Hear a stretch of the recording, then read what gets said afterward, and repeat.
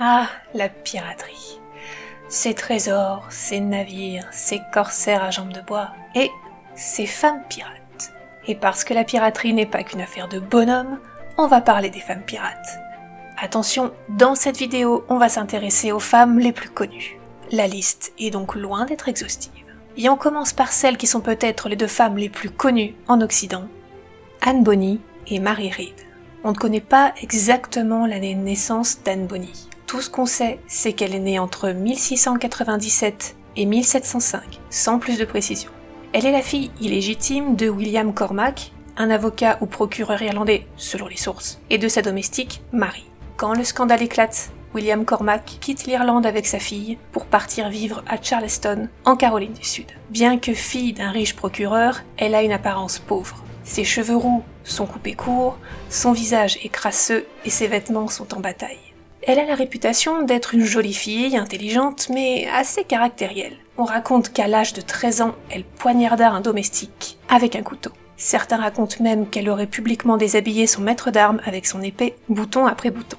En 1718, Anne Cormac épouse un pirate de petite envergure nommé James Bonny. Ce Bonny avait l'espoir de récupérer l'héritage d'Anne, mais celle-ci est déshéritée par son père car il s'opposait au mariage d'Anne à James.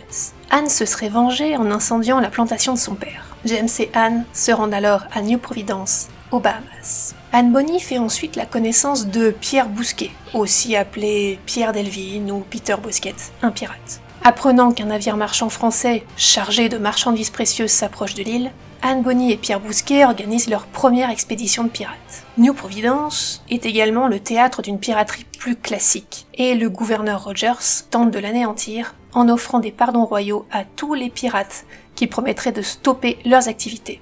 Anne refuse, car elle sait qu'elle sera condamnée pour l'incendie de la plantation de son père. Elle se joint alors à Pierre et Jack Rackham, aussi appelé Calico Jack, qui ont également refusé de se soumettre. Tous les trois s'évadent à bord d'un sloop, le Sea Horse, en forçant avec ruse le blocus que le gouverneur Rogers a installé dans le port. Elle s'habille en homme et se fait d'ailleurs désormais appeler Adam Bonny, ou Adam Bonny, là aussi selon les sources. Lorsque son véritable sexe est découvert par un pirate, elle le tue froidement. Enfin, elle aurait jeté Rackham hors de ses quartiers afin d'y résider, seule, alors que Rackham était son supérieur.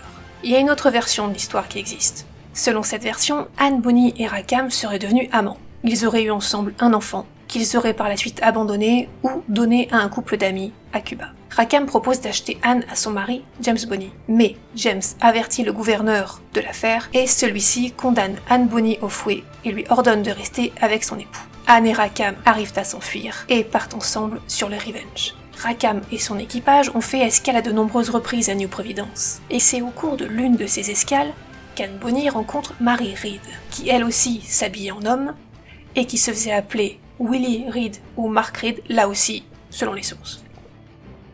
Les deux femmes sympathisent rapidement et on leur prête même une liaison amoureuse qui aurait rendu jaloux Rackham et qui aurait même créé de nombreuses tensions au bord du Revenge. Rackham aurait même été jusqu'à menacer de trancher la gorge de Mary Read. On sait pas exactement comment Rackham a découvert le véritable sexe de Mary Read. Dans tous les cas, Mary Read arrête bientôt de se faire appeler Willie ou Mark, mais les deux femmes restent inséparables et vivent comme un couple, s'habillant indifféremment en homme ou en femme. Peu de temps après, plusieurs bâtiments de guerre britanniques sont envoyés à leur poursuite, selon un décret du 5 septembre 1720. Le gouverneur des îles du Bahamas déclare que Jack Rackham et son équipage, dont Anne Bonny et Mary Read, doivent être capturés et jugés. Mais il en faut plus pour impressionner Rackham, Bonny et Read. Plus féroces que jamais, ils attaquent et capturent sans relâche les navires qui passent à portée de canon. L'un de ces navires est le Royal Queen, appartenant à Chidley Bayard, qui est un ancien amant d'Anne Bonny. Anne Bonny parvient à séduire Hudson et à le convaincre de la prendre avec lui à bord de son navire. Une fois à bord, elle réussit à éviter de passer la nuit avec lui en le droguant. Elle asperge alors avec de l'eau toutes les mèches de canon et retourne avec les pirates. Le jour suivant, le Revenge engage le combat avec le Royal Queen, qui est alors incapable de riposter. La bataille fait une seule victime, le capitaine Hudson, qui est tué par Mary Read.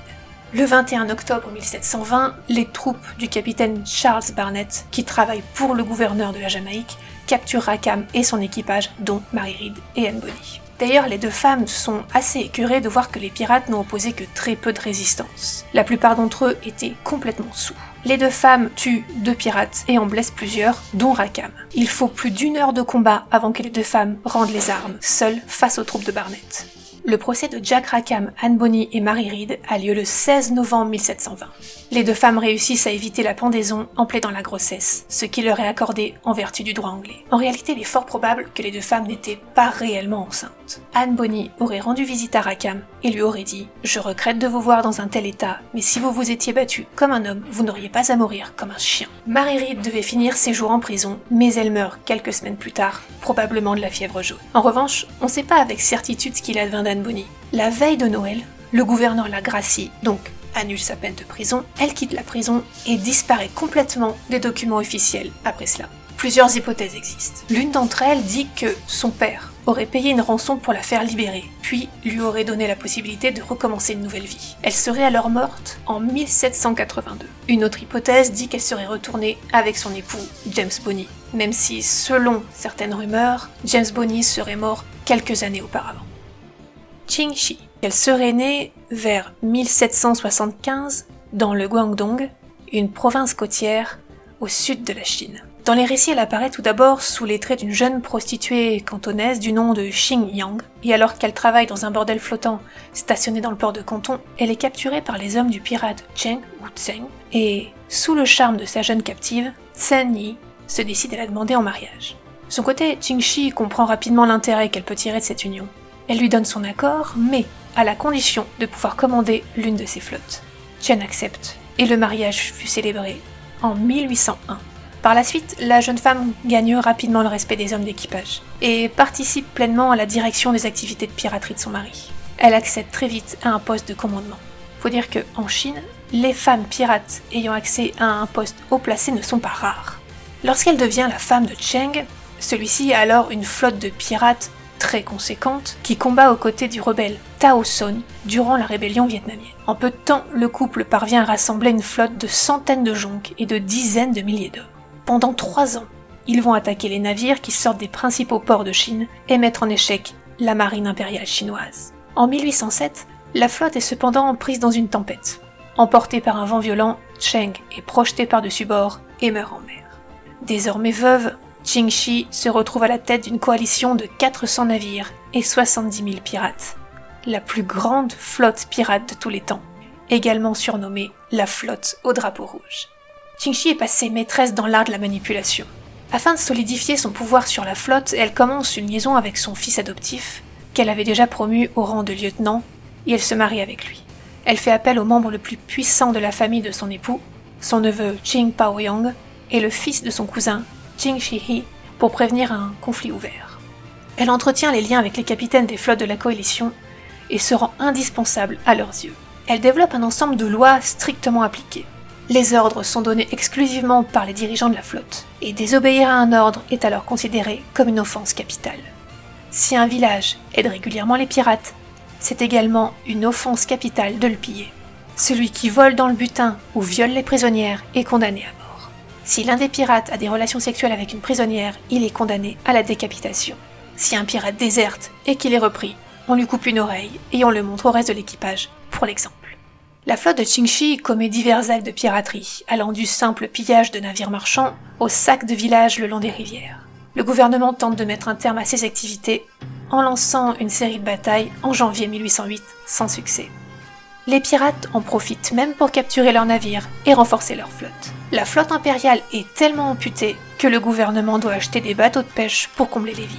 La véritable menace contre le pouvoir croissant de Qing Shi vient en fait des autres pirates. O Po Tae, un rival, force sa flotte à battre en retraite. O Po Tae, inquiété par la revanche que Qing Shi pourrait vouloir prendre, demande au gouvernement une amnistie et l'obtient pour ses hommes et pour lui-même. Le gouvernement peut ainsi consacrer tous ses moyens à la destruction de la flotte de Qing Shi, et celle-ci demande et obtient une amnistie en 1810. Qing Shi passe le reste de sa vie à un poste confortable dans le gouvernement. Qing Shi a vécu jusqu'à l'âge de 69 ans et a profité de tout le butin qu'elle avait amassé au fil des années. Saïda Allura. Saïda Allura naît vers 1485. Son véritable nom n'est pas connu avec certitude. Le nom Saïda Allura est un titre signifiant la noble dame. Saïda était contemporaine et alliée du pirate turc Barberousse. Son règne dura de 1515 à 1542. Elle écuma les eaux de la Méditerranée occidentale avec sa flotte de pirates, tandis que son allié, Barberousse, parcourait les côtes orientales. Les raisons qui ont poussé Alura à basculer dans la piraterie sont nées d'un désir de vengeance contre l'ennemi chrétien, et plus particulièrement les monarques Ferdinand et Isabelle de Castille, qu'elle tenait pour responsables de l'exil forcé de sa famille musulmane hors de Grenade. Elle était particulièrement redoutée par les Espagnols et les Portugais, comme en attestent les nombreux documents et rapports officiels de l'époque qui mettent en avant ses plus grands actes de piraterie et les folles rançons qu'elle obtenait. Au plus fort de son règne, Alura se remarie au roi du Maroc. On ignore encore les circonstances et la date exacte de sa mort. De nombreux rapports de l'époque précisent qu'elle a été dépouillée de ses biens et a fini ses jours privée de tout pouvoir. Jeanne de Belleville. L'histoire de Jeanne de Belleville, surnommée plus tard la Tigresse de Bretagne, de par ses actes de piraterie, s'apparente à une véritable tragédie grecque, sur fond de trahison et de revanche. Elle est l'épouse d'Olivier IV de Clisson et la mère de 5 enfants. Elle vit une existence paisible jusqu'à ce que les guerres opposant l'Angleterre à la France n'éclatent et que son mari soit accusé par le roi de France, Philippe VI, de traîtrise, puis condamné et décapité.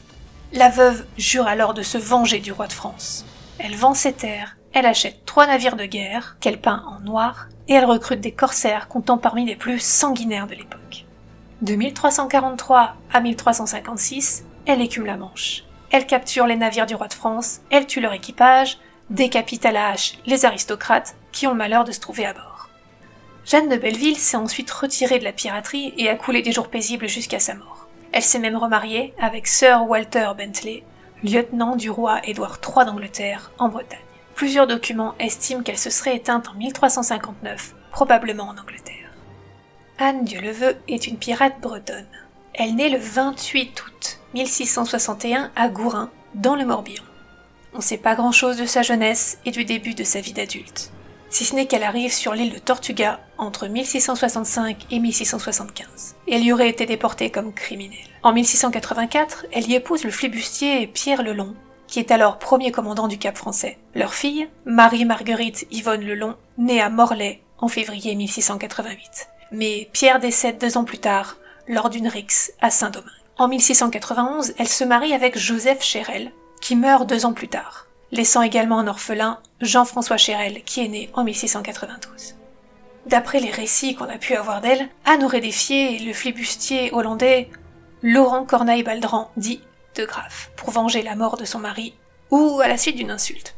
Lorsqu'elle tire son pistolet contre l'épée de Laurent de Graff, ce dernier renonce en affirmant qu'il ne peut se battre contre une femme.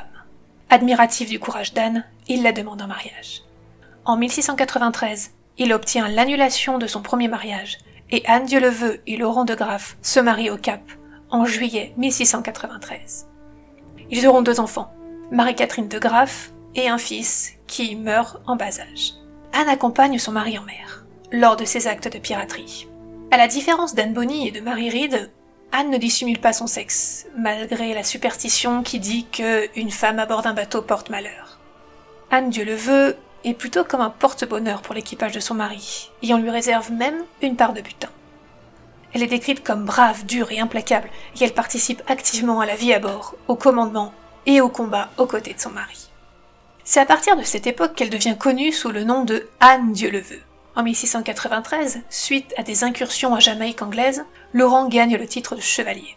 2 ans plus tard, en guise de représailles, les Britanniques attaquent Port-de-Paix, à Saint-Domingue, mettent la ville à sac et capturent Anne Dieuleveux et ses enfants.